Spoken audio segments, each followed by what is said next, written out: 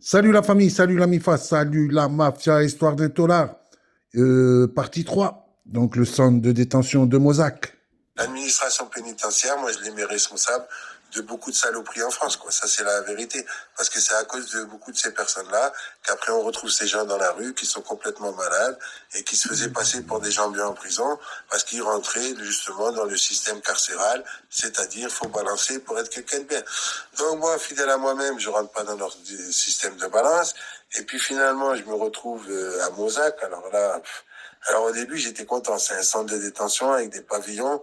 Il y a 11 personnes pardon par pavillon. On peut courir, faire du foot, tout ça. Puis je vois que les tournois, bon, ça, c'était sur une journée. Alors il y en avait qui étaient pas là, qui travaillaient, d'autres qui avaient parloir. Bon, les tournois n'avaient ni queue ni tête. Et puis là-bas, j'ai commencé à... Comme on voulait pas me donner le boulot, parce qu'en fait, j'ai rencontré la chef de détention, Madame Launay. Et Madame Launay, elle me dit quoi? Elle me dit, vous connaissez Mohamed? J'ai dit, ouais, je le connais, tout ça, je joue au foot avec lui. Elle me dit, vous savez qu'ici, c'est un gros trafiquant? Ah, je dis, je savais pas et tout. Vous m'apprenez quelque chose? Et elle me dit, ben, écoutez, si vous m'apprenez des choses, ben, vous travaillerez. C'est comme ça que ça marche ici. Et c'est pareil pour les permissions. Parce qu'en plus, j'étais permissionnable et elle voulait pas me donner de permission. J'en avais même pas eu une, quoi. Donc, voilà.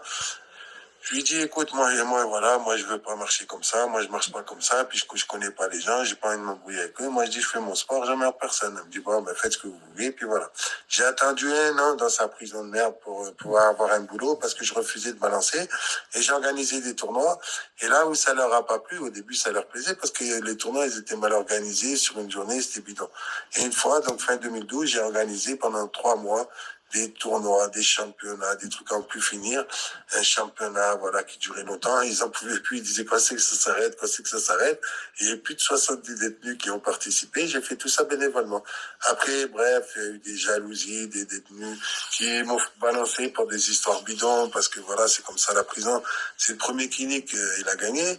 Donc, il y en avait que c'était comme ça, puisqu'en plus, Madame Launay, elle proposait justement des permissions si vous balancez des gens. Et il y en avait beaucoup, ils balançaient 2, 3 personnes, c'est vrai, 2, 3 personnes, c'est pas vrai. Juste pour se débarrasser des gens sur qui ils n'arrivaient pas à marcher, quoi. Enfin, voilà, ça, c'est le monde pourri de la détention. Et Madame Launay, le pire qu'elle a fait, il y en a eu tellement, je ne saurais même plus vous dire quoi. Et moi, elle m'avait dit, d'ailleurs, à mon arrivée, je me rappellerai toujours, elle m'a dit, vous savez, vous, votre problème, monsieur Allègre, elle m'a dit, ouais, j'aimerais bien savoir. Elle m'a dit, vous, c'est que quand vous aimez pas quelqu'un, ben, il le sait. Voilà. Et ben, finalement, à la fin, je vous expliquerai ce qui s'est passé. Et donc, bref, j'arrive à être oxy, j'arrive à me démener, je travaille à fond, je fais des tournois. Enfin, bref, je fais tout ce qu'il faut. J'ai écrit, j'ai commencé à écrire mon livre, justement, l'orphelin marseillais. C'est à cette époque, même le guerrier de la rue, la suite, je commençais déjà à voir un petit peu ce que j'allais raconter. Donc j'étais parti vraiment dans des choses bien. Je revoyais d'ailleurs à cette époque encore la famille avec ma mère et mon beau-père. Et puis bon, j'avais vu les petits neveux, tout ça. Enfin bref, plus tard par la suite, j'ai réussi quand même à obtenir des permissions parce que le juge d'application des peines a changé. Et en fait, la juge d'application des peines qui était en place, elle a accepté donc de rencontrer les détenus, ce que n'acceptait pas celle d'avant. Et donc, du coup, elle écoutait que Madame Launay. Et comme Madame Launay, c'est une chef de détention, franchement, pour moi, c'est la femme du diable. Ben, du coup, elle faisait ce qu'elle voulait. Et donc, Madame Launay, elle avait tout un système de balance et tout ça, de gens les plus atroces que vous trouvez sur la Terre, et qui étaient en plus ces balances. Et donc, par exemple, un exemple, des pédophiles qui se faisaient attraper avec une clé USB avec des enfants dessus, des trucs de fou, quoi, des trucs qui vous rendent fou. Eh bien, en fait, Madame Launay déchirait le rapport si le pédophile donnait donc quelqu'un qui fume du shit ou quelqu'un qui avait un téléphone. Et moi, étant donné que, bon, c'est vrai, ça, je me cache pas que je suis fumeur, eh ben, du coup, voilà, des fois, j'étais balancé parce que je fumais mon petit bédo, pendant que le pédophile, il pouvait regarder ses cassettes voilà, je vais être poli, ses cassettes d'enfoirés, quoi. C'est clés USB d'enfoiré.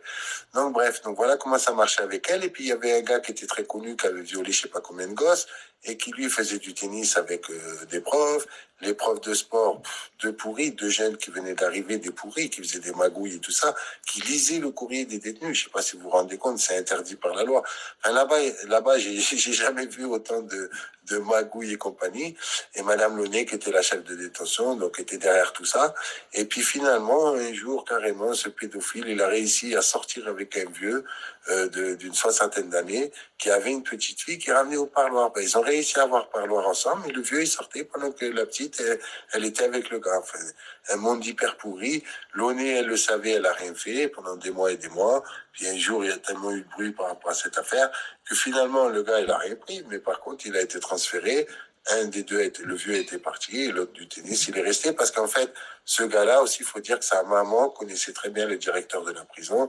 Donc, par rapport à ça, il avait le droit de faire toutes ces saloperies de pédophilie au même de l'établissement de Mozac. Donc, vous vous rendez compte dans quoi on était. Et il n'y a eu aucune affaire pour ça et tout le monde le savait. Vous à l'époque, vous faites témoigner toutes les personnes de l'époque. Tout le monde vous le dira. L'ONE, elle a couvert des pédophiles, elle a couvert des histoires de clés USB avec des pédophiles dessus.